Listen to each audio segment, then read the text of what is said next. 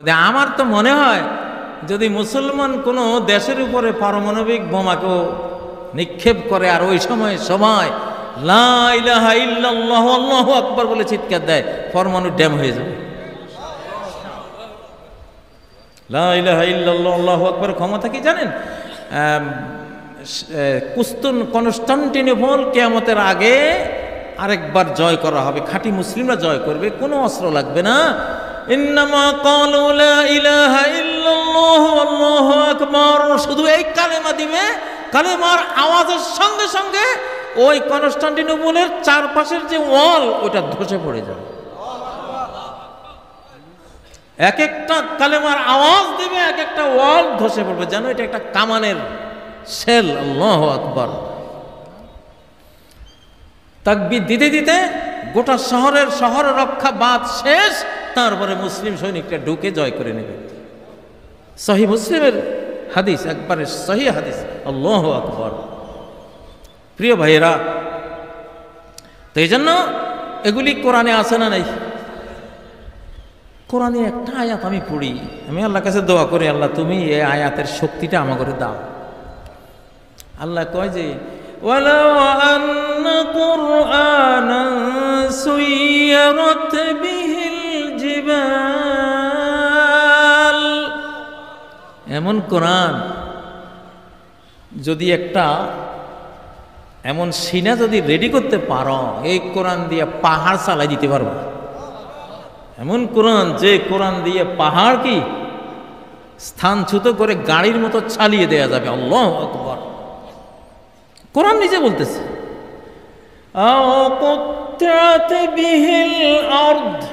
পৃথিবীকে দুই টুকরা করে দেয়া যাবে। কি দিয়ে? কোরআনের পাওয়ার। আল্লাহু আকবার।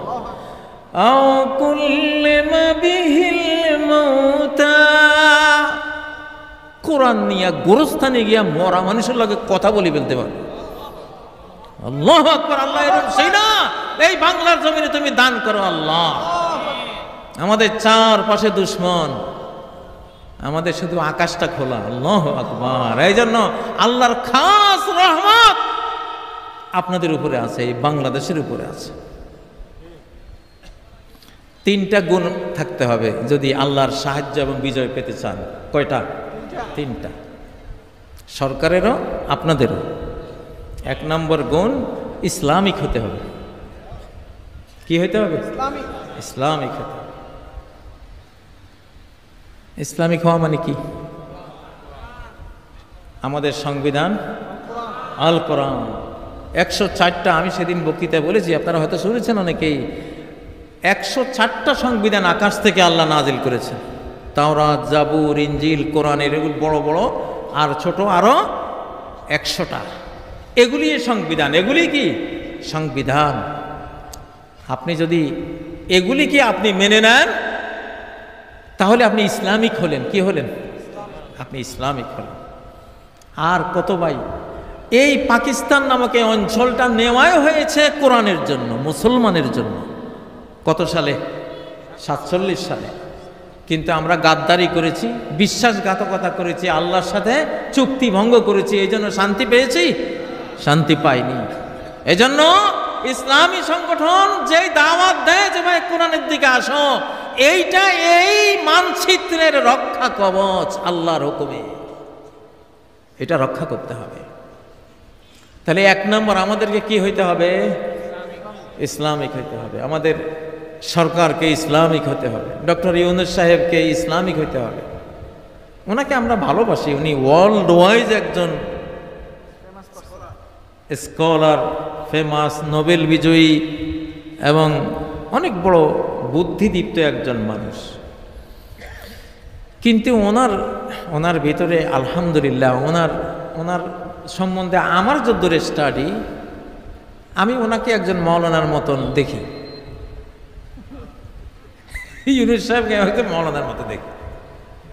উনি একদিন বলতেছে যে পৃথিবী যদি এইসব কর্পোরেট মাফিয়াদের হাতে থাকে আর রক্ষা না হয়, এক একটা কোম্পানি সব কিছু নিয়ন্ত্রণ করে, সব খাদ্য এক ধরনের কোম্পানির হাতে, সব ঔষধ মাফিয়াদের হাতে, সব টাকা পয়সা ব্যাংক মাফিয়াদের হাতে, সব মাফিয়াদের হাতে চলে গেছে। এদের থেকে উদ্ধার না পালে পৃথিবী 30 বছরের বেশি টিকবে না।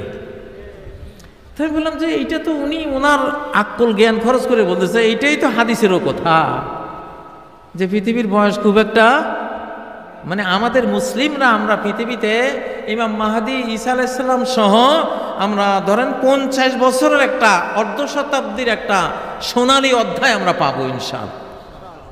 এরপরে কাফেররা থাকবে, এরপরে সিংহের ফুৎকার আসবে, সেগুলি অন্য। কিন্তু মুসলিম উম্মাহ ইমাম মাহদি এবং এখন থেকে আফগানিস্তানে ইসলামের সে আরো পৃথিবীর অন্যান্য দেশেও আসবে, বাংলাদেশেও মন রেডি হয়ে গেছে আলহামদুলিল্লাহ। মানুষের অন্তর রেডি হয়েছে আল্লাহর জন্য। কার জন্য? আল্লাহর জন্য। আল্লাহর জন্য রেডি হয়েছে। এই বাংলাদেশ দেখতে মদিনা শরীফের মতো। মদিনার 3 দিকে ঘেরাও, একদিকে বের হওয়ার রাস্তা। মদিনার 3 দিকে পাহাড়, একদিকে শুধু বের হওয়ার রাস্তা। বাংলাদেশ 3 দিকে ঘেরাও, শুধু একদিকে বের হওয়ার রাস্তা। 3 দিক কি? একদিকে হলো সাগর, একেবারে আপনাদের এই কক্সবাজার থেকে শুরু করে সেই খুলনা, বরিশাল, বাকেরগঞ্জ পর্যন্ত নদী আর সাগরের বেষ্টনী ঘেরাও, ঠিক না? আর পঞ্চগড় থেকে সিলেট, সিলেট থেকে চিটাগাং পর্যন্ত পাহাড়ের বেষ্টনী। তাহলে 3 দিক আমাদের, 2 দিকে পাহাড়, একদিকে সাগর। শুধু সাতক্ষীরা, রাজশাহী, যশোর ওই অঞ্চল দিয়ে স্থল অঞ্চল, ওই দিক দিয়ে বের হওয়ার রাস্তা। এই জন্য আগের যুগের সামরিক বিশেষজ্ঞরা বলেছেন বাংলাদেশ এমন একটা দেশ, এই দেশে ঢোকার 100টা রাস্তা আছে, বের হওয়ার রাস্তা একটাও নেই। কেউ যদি ঢুকছে তো মরছে। আল্লাহু আকবার। কেউ যদি ঢুকছে তাহলে মরছে, তোমরা এই দেশে ঢুকো না। তো যাই হোক, বলতেছিলাম 3টা গুণ থাকলে আপনারা বিজয়ী থাকবেন ইনশাআল্লাহ। প্রথম গুণটা কি? ইসলামিক, আমরা খাঁটি মুসলিম, প্র্যাকটিসিং মুসলিম। কারা কারা রাজি আছেন? আল্লাহুম্মা আমিন, আল্লাহুম্মা আমিন। 5 ওয়াক্ত সালাত পড়বেন, আর মেয়ে লোকগুলিরে পর্দা করাবেন। মেয়ে লোকগুলিরে, মেয়ে লোকরাই রাষ্ট্র। রাষ্ট্র মানে নারী, নারী মানে রাষ্ট্র। মেয়ে লোক হলো আসল রাষ্ট্র। যেই জাতি মেয়ে লোক হেফাজত করে না, সেই জাতির রাষ্ট্র টিকে না। সেই জাতির রাষ্ট্র টিকে না। আমি একটা থিওরি দিয়েছিলাম কোরআন থেকে, বলেছিলাম যে আমেরিকা, ইউরোপ সহ যত রাষ্ট্র আছে, কেউই মেয়ে লোক রক্ষা করো না এখন এই যুগে, তোমাদের রাষ্ট্র একটাও টিকবে না। আগামী 1 দশকের মধ্যে দেখবা সব মুসলিম হয়ে গেছে এবং মুসলমানরা এই সব দেশ শাসন করতেছে ইনশাআল্লাহ। মেয়ে লোক মানি রাষ্ট্র মানি। মেয়ে লোক হলো পাওয়ার কেন্দ্র, মানব সমাজের পাওয়ার কেন্দ্র। একটু ভালো করে বুঝেন, একটু ভালো করে বুঝেন মশলাটা। মেয়ে লোকের পর্দা কেন করাবেন? মেয়ে লোক ঢাকলেন মানে রাষ্ট্রটা ঢাকলেন। একটা মহিলা মানুষকে, মা জাতিকে ঢাকলেন পর্দা দিয়ে, স্কার্ফ দিয়ে, জিলবাব দিয়ে। তার মানে কি? আপনি রাষ্ট্রটাকে ঢাকলেন, রাষ্ট্রটাকে নিরাপদ করলেন। ইহুদি জাতির কোনো রাষ্ট্র কেন নাই? ইহুদি জাতির রাষ্ট্র কেন নাই? কি গজবটা পড়েছে, কি লানতটা পড়েছে, কেন পড়েছে? মূল কারণ সারা পৃথিবীর নারী জাতি, তাদের নারীদেরকে নষ্ট করেছে তারা, এবং তাদের ফর্মুলায় গোটা পৃথিবীর নারীরা নষ্ট হয়েছে। যত হলিউড, যত বলিউড, যত নাচ গান, উলঙ্গপনা, ডার্ক ওয়েব, যত ব্লু ফিল্ম, যত রকমের নোংরাম, নিষিদ্ধ পল্লী, সব কিছুর উদ্গাতা হলো ইহুদি জাতি। আল্লাহ এমন লানত দিয়েছেন, তোদের কোনো রাষ্ট্রে আমি দেব না। যা অপদার্থ কোথাকে, তুই পুরুষ মানুষ, তোর রাষ্ট্র লাগে? তুই রাস্তায় ঘুমাবি, কদমতলায় ঘুমাবি, তুই রেল স্টেশনে ঘুমাবি, তুই তো লোহার রড, তোর তো রাষ্ট্র লাগে না। রাষ্ট্র লাগে তো নারী জাতির, মা জাতির। ঘর লাগে তো মা জাতির, ঠিক না? সেই মা জাতিকে নষ্ট করেছিস, তোর রাষ্ট্র কেন দেব? যে রাষ্ট্রটা তারা জোর করে নিয়েছিল, সেটা এখন যা যায় অবস্থা। এক্সাম্পলটা ঠিক আছে? এরপরে দ্বিতীয় এক্সাম্পল, সোভিয়েত ইউনিয়ন। গোটা নারী জাতিকে রাষ্ট্রীয় মালিকানাভুক্ত করে দিয়ে, কোনো স্বামী নেই, কোনো কিছু নাই, মহিলাগুলি গরু ছাগলের মতো একেবারে দিয়ে দিস। আল্লাহ কয় তোদের এই রাষ্ট্র আমি রাখবো না। একটা সাম্রাজ্য তৈরি হলে কমপক্ষে 100, 150, 200 বছর টিকে। ওরা 60 বছরের পরে ক্ষয় শুরু, 70 বছর পরে একবার দফাস করে শেষ। মহিলার কারণে। কিসের কারণে? মহিলার কারণে। যে জাতি মহিলা রক্ষা করে না সেই জাতির রাষ্ট্র টিকে না। যেই পরিবার মহিলাদের রক্ষা করে না সেই পরিবারও করেছে। তোমারে আমি মিশরের ভূমি দিয়ে দিলাম, যাও।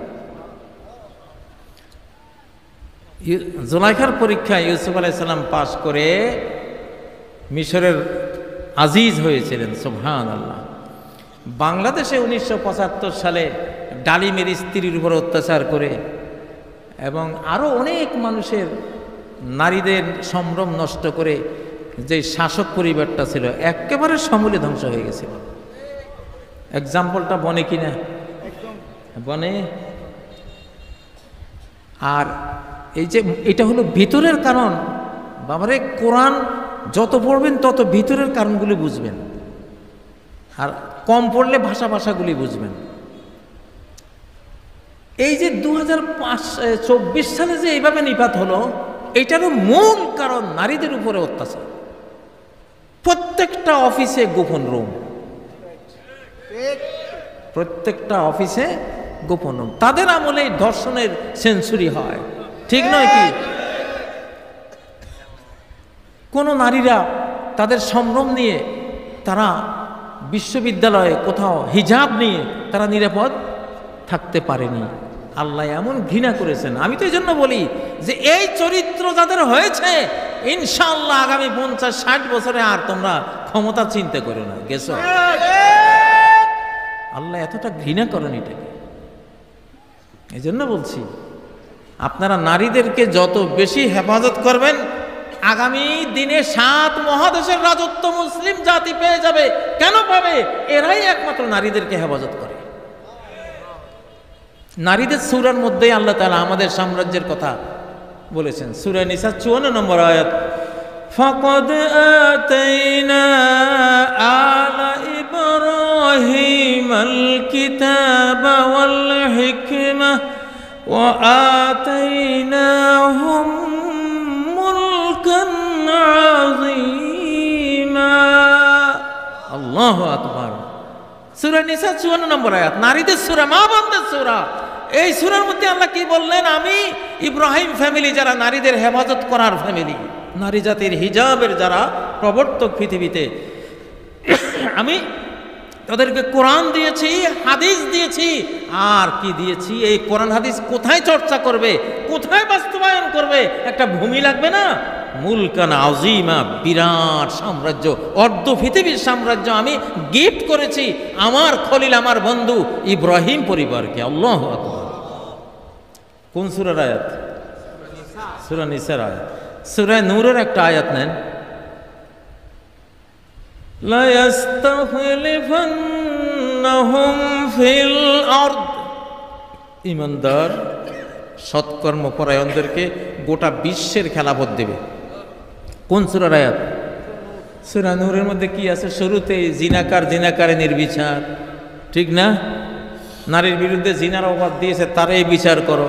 ঘরে ঢুকতে খবরদার সালাম দাও, মে কামিং, আমি আসতে পারি কিনা, আধ খোল, এগুলি বলার পরে সালাম দিয়ে তারপর ঢুকো। হঠাৎ করে তুমি নজর দিলা, কোনো একজন মহিলাকে দেখলা, এটা ইসলামী সভ্যতা ধ্বংস করলা তুমি। আল্লাহু আকবার। দেখেন এই সূরা নূরের মধ্যে আল্লাহ বলছেন, সূরা নূরের এই ধারাগুলি যদি কোনো মুসলিম সমাজ যদি রক্ষা করে, আমি বিশ্ব খেলাফত তাদেরকে দিয়ে দেব ইনশাআল্লাহ। আমরা তো এটা রক্ষা করব ইনশাআল্লাহ। প্রিয় বন্ধুরা, তো আপনাদের কাছে কথা এটা, বাংলাদেশের সফল থাকতে হলে 1 নম্বর কি থাকতে হবে? কি হইতে হবে? ইসলামিক। 2 নম্বর বাংলাদেশি হইতে হবে। এই মানচিত্রের সংস্কৃতি, এই মানচিত্রের ভালোবাসা, এই মানচিত্রের সাথে আপনার প্রেম ভালোবাসা থাকতে হবে। থাকবেন বাংলাদেশে, ভালোবাসা দিবেন ভারতের, I love you, out, get out, Allah get out করে দেবে। বুঝছেন? গেট আউট হয়ে যাবে। অথবা বাংলাদেশে থাকেন, ভালোবাসা আমেরিকার লগে, ভালোবাসা ইউরোপের লগে, এরকম বেয়াদব গোস্তাখের আল্লাহ তাআলা এই দেশে। আমি কিন্তু জানি কইতেছি, এগুলির জানার উৎস কি সেগুলি আপনাদেরকে বলতেছি না। এই কথাগুলি কিন্তু একেবারে স্পষ্ট জেনে বলতেছি আপনাদেরকে, নাহলে তিনটা আমি কোত্থেকে বলবো। এই তিনটা কথা খুব জেনে বুঝে বলতেছি। জানা বোঝার সব সূত্র বলা যায় না। আমার গবেষণায়, আমার কোরআন হাদিসের বিচরণ থেকে, আমার সূত্র থেকে আমি আপনাদেরকে দিচ্ছি, কিন্তু সফল হবেন ইনশাআল্লাহ। সফলতা যেটা আসছে এই কারণে আসছে, আল্লাহ চান যে তোমরা এই মানচিত্র, আল্লাহ জানে এই পবিত্র মানচিত্র আমার নামে নেওয়া হয়েছিল 47 সালে, মুসলিমের জন্য নেওয়া হয়েছে, ইসলামের জন্য নেওয়া হয়েছে, মানে আল্লাহর জন্য। কার জন্য? এটা পুরাটাই একটা মসজিদ। বাংলাদেশ পুরাটাই কি একটা মসজিদ, কারণ এই মানচিত্র নেওয়াই হয়েছে কার জন্য? আল্লাহর জন্য। তাহলে আপনি এই মানচিত্রকে ভালোবাসবেন না?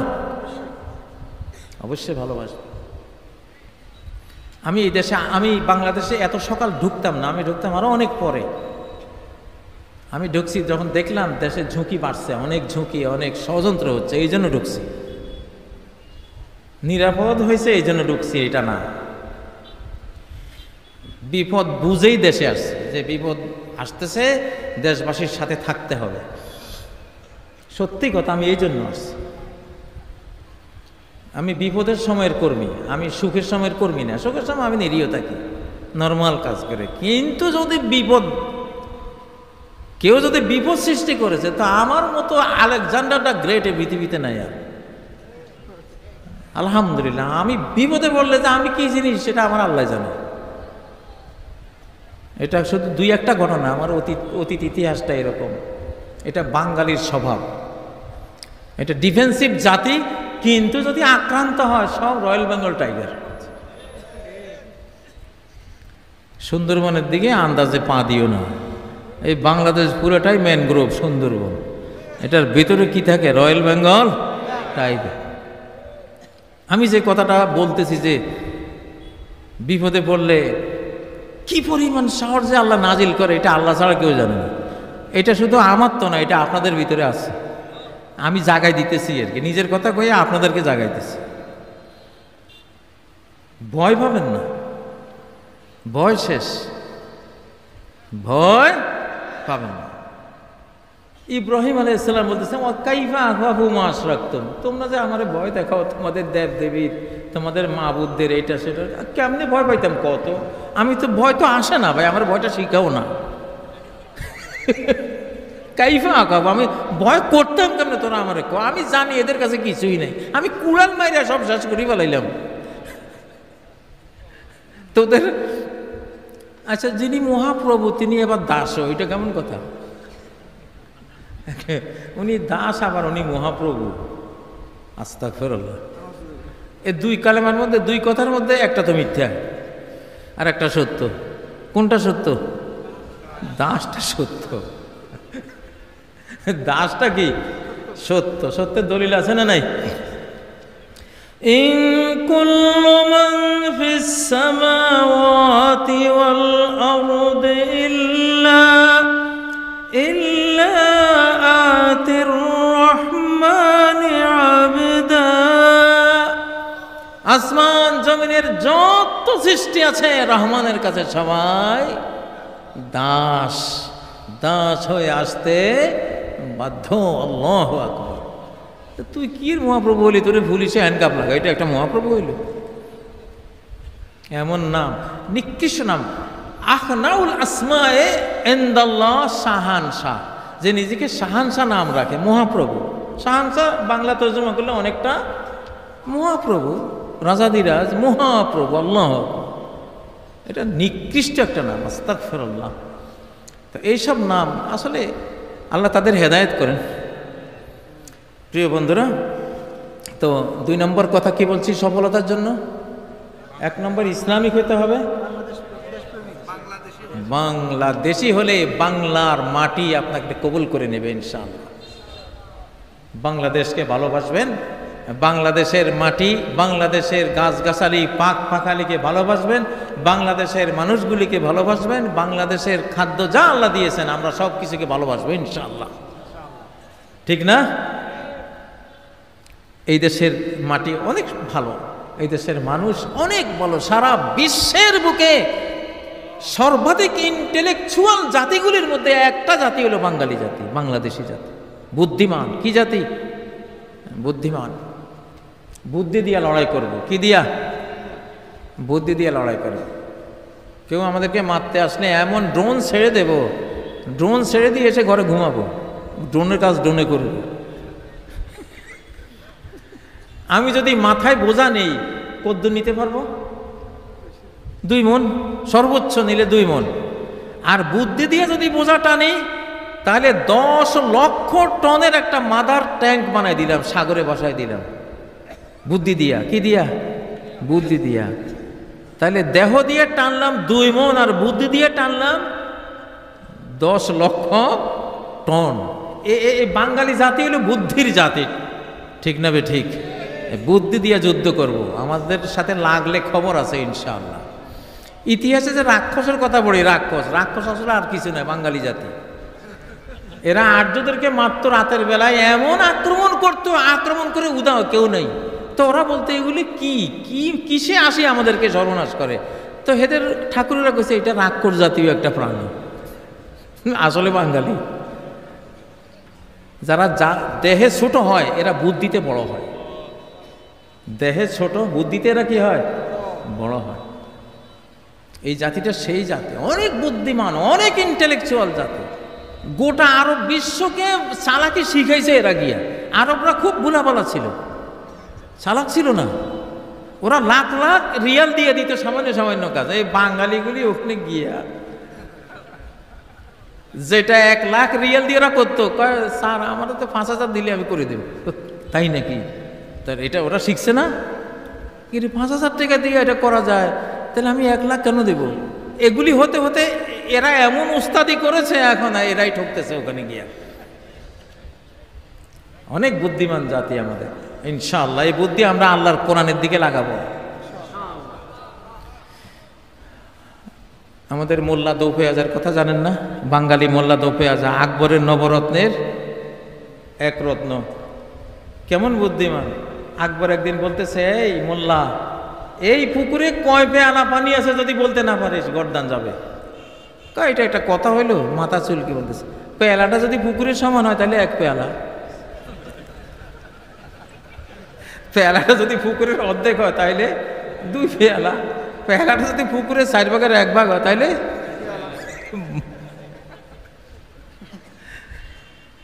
বাংলাদেশের মানুষের অনেক বুদ্ধি আল্লাহ দিয়েছে, সেই বুদ্ধিমান আপনারা, সবার কাছে বুদ্ধি আছে। আমি মাঝে মধ্যে কিছু রিক্সাওয়ালার কাছে এমন বুদ্ধি পাই, বাবারে কোনো উস্তাদের কাছেও তো এত সুন্দর বুদ্ধি পাইনি।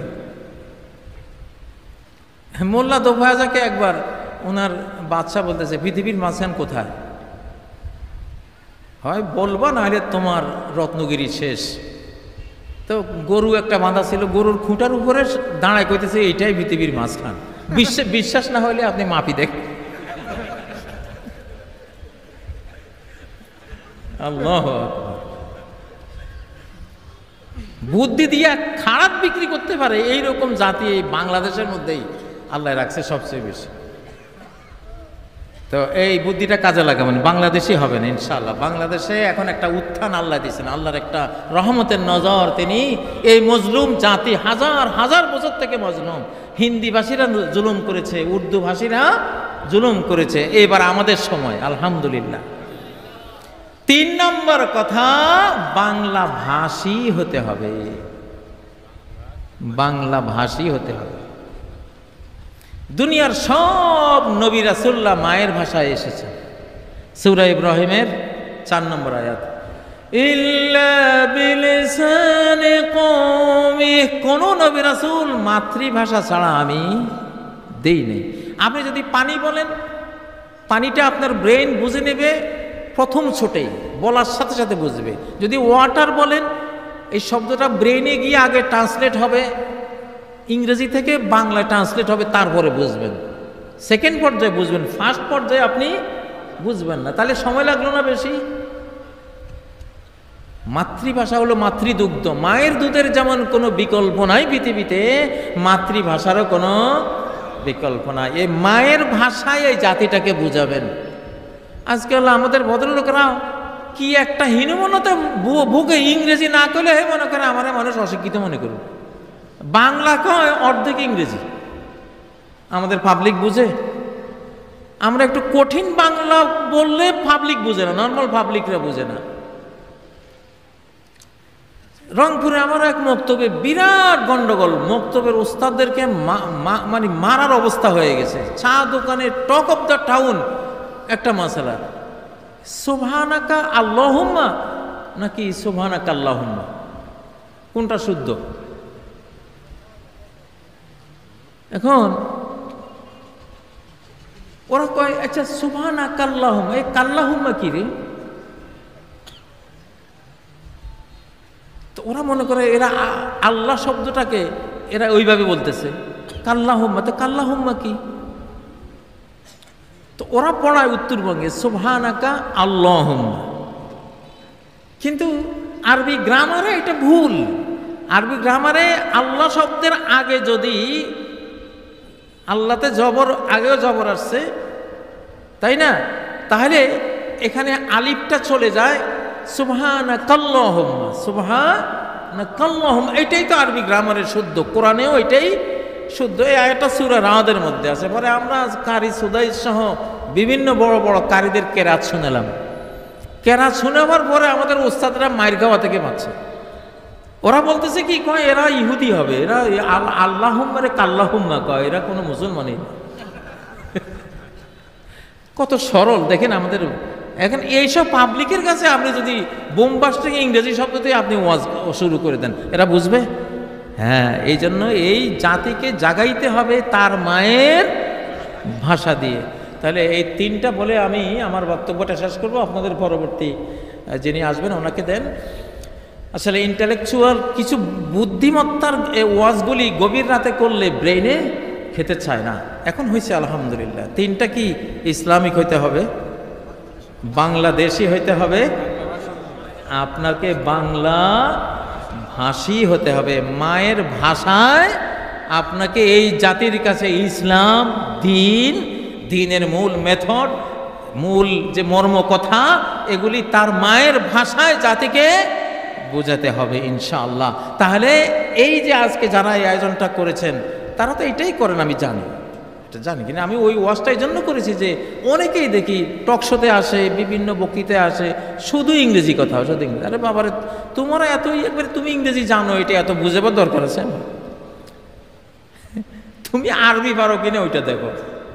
আমি একদিন এক অনুষ্ঠানে গেছিলাম ঢাকা বড় হোটেলে, সব ইংরেজি বক্তৃতা করতেছে, আমি দাঁড়াই দিয়েছি আরবি বক্তৃতা, সব ইংরেজি।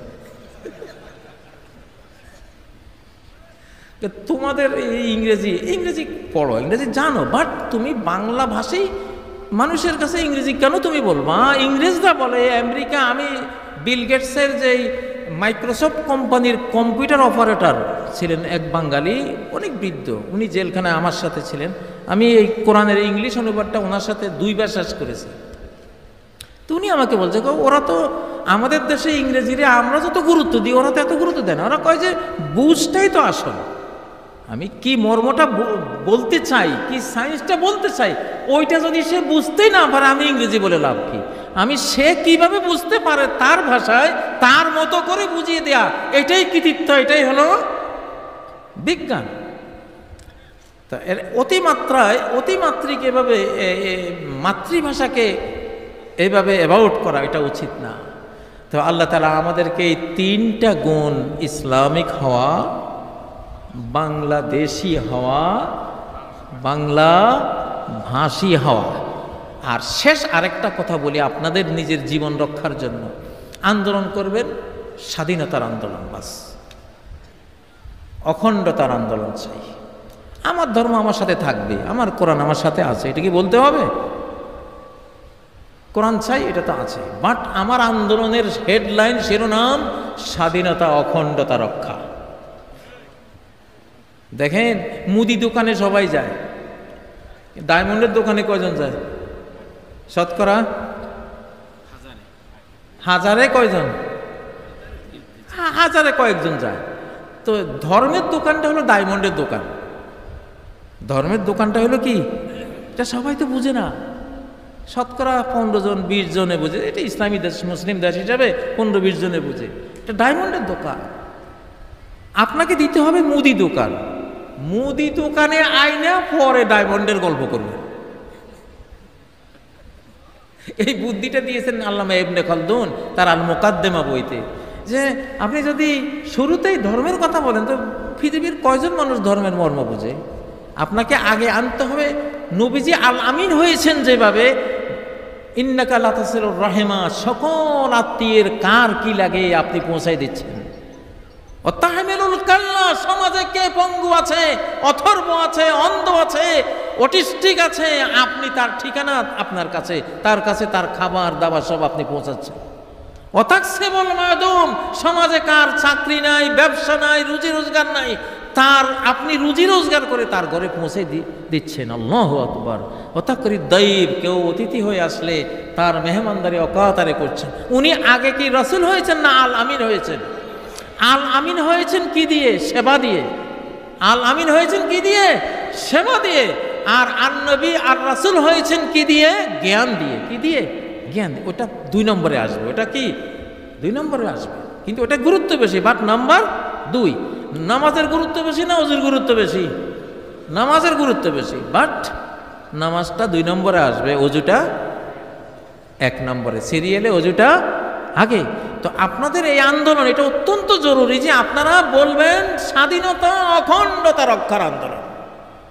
পৃথিবীর কার সাহস আছে আপনাকে মৌলবাদী বলে? এই বেটা স্বাধীনতা চায়, অখণ্ডতা চায়। মৌলবাদী বলতে পারবে? জঙ্গি বলতে পারবে? কোনো সুযোগ নেই। ভাষা এটাই সিরিয়ালে আগে। রব্বি জান হাজাল বালাদা আমিনা, হে রব এই শহরকে আগে নিরাপত্তা দেয়। নিরাপত্তা আগে, ঠিক না? হ্যাঁ, তো এই জন্য স্বাধীনতা আর অখণ্ডতাকে শিরোনাম বানাইছিল শেখ মুজিব। দেখেন, মুদি দোকান দিছে, মুদি দোকানে গোটা বাঙালি জাতি গিয়ে পড়ছে, ঠিক নেবে? ঠিক। এই মুদি দোকান দিছে জিয়াউর রহমান। হেরা দেশের জন্য জীবন দিছে, লড়াই করছে, মুক্তিযুদ্ধ করছে। মুদি দোকান, এটা কি? মুদি দোকান। হেদের পিছনে সব, মানে আমরা দিছি ধর্মের দোকান। এটা তো আমাদের পাবলিক কম। $1 ট্রিলিয়ন একটা বুদ্ধি দিয়ে গেলাম কিন্তু আপনাদেরকে। বুড়া মানুষের কাছে বুদ্ধি বেশি থাকে, ঠিক না বে? ঠিক। দোকান দিবেন মুদির, মুদি দোকান দিবেন, কিন্তু মুদি দোকানে আসলে আস্তে আস্তে ডায়মন্ড স্বর্ণ কি আছে আপনার কাছে তো আছেই, বুঝে সুঝে সেদিকে নিয়ে যাবে। নবী রাসূলুল্লাহ এইভাবে দোকানদারি করেছে।